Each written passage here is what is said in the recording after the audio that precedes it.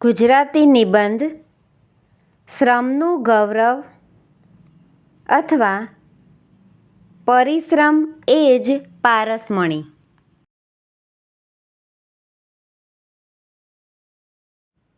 શ્રમનું ગૌરવ અથવા પરિશ્રમ એ જ પારસમણી.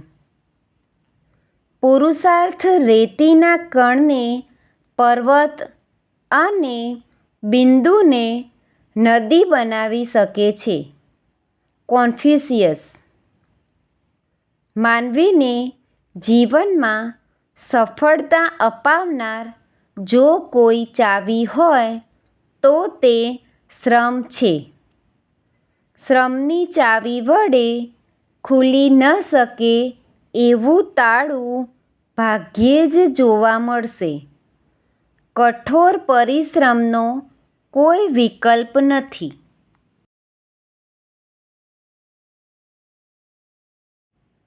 જીવનના દરેક ક્ષેત્રમાં શ્રમનું ઘણું મહત્ત્વ છે.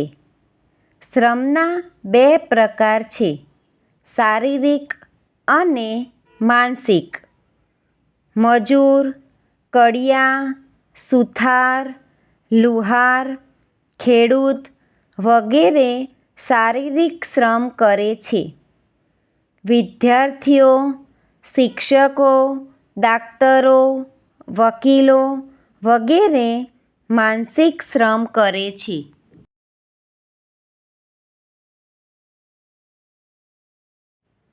કેટલાક લોકો શ્રમથી દૂર ભાગે છે. તેઓ શ્રમ કર્યા વિના સિદ્ધિ મેળવવા ઈચ્છે છે. કેટલાક લોકો અમુક પ્રકારનું કામ મળે તો જ કામ કરવા તૈયાર થાય છે.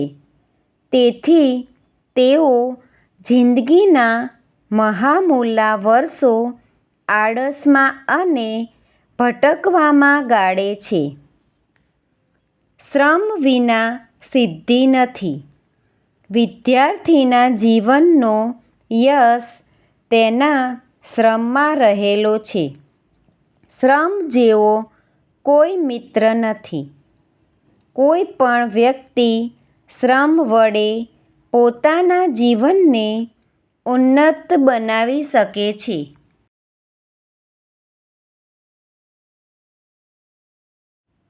શ્રમ કરનાર વ્યક્તિ પોતાના કુટુંબને પણ સુખી કરે છે. દરેક વ્યક્તિએ પોતાને અનુકૂળ હોય તેવો શારીરિક કે માનસિક શ્રમ કરવો જોઈએ. વૃદ્ધો ધાર્મિક પુસ્તકોનું વાંચન, મનન અને ધર્મ ધ્યાન જેવી પ્રવૃત્તિઓથી પોતાનું જીવન ઉન્નત બનાવી શકે છે.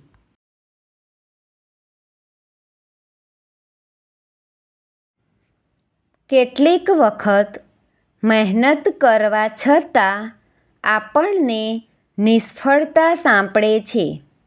તેનું કારણ આપણી મહેનતમાં રહેલી કચાશ હોઈ શકે છે.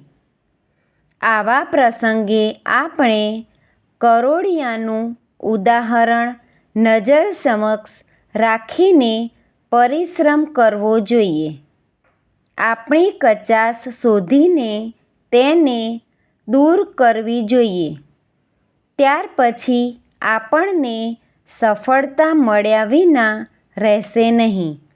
એક કવિએ ખરું જ કહ્યું છે, મને મળી નિષ્ફળતા અનેક, તેથી થયો સફળ કંઈક જિંદગીમાં.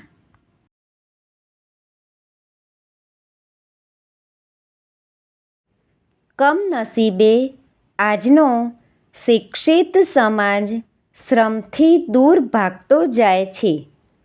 લોકો કડિયા, સુથાર, લુહાર, દરજી અને મજૂરને ઘૃણાની નજરે જુએ છે.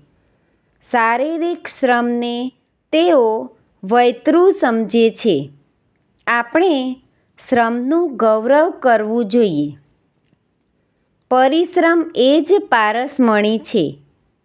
પરિશ્રમથી મનુષ્યનું તન અને મન ઘડાય છે.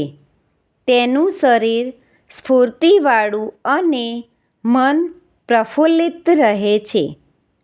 પરિશ્રમ કરનાર પારકી આશા રાખતો નથી, એટલે તેને નિરાશ થવાનો વખત આવતો નથી.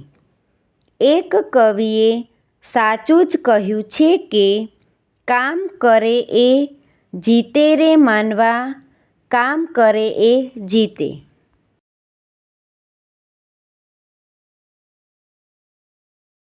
Thank you friends. Please like, share and subscribe.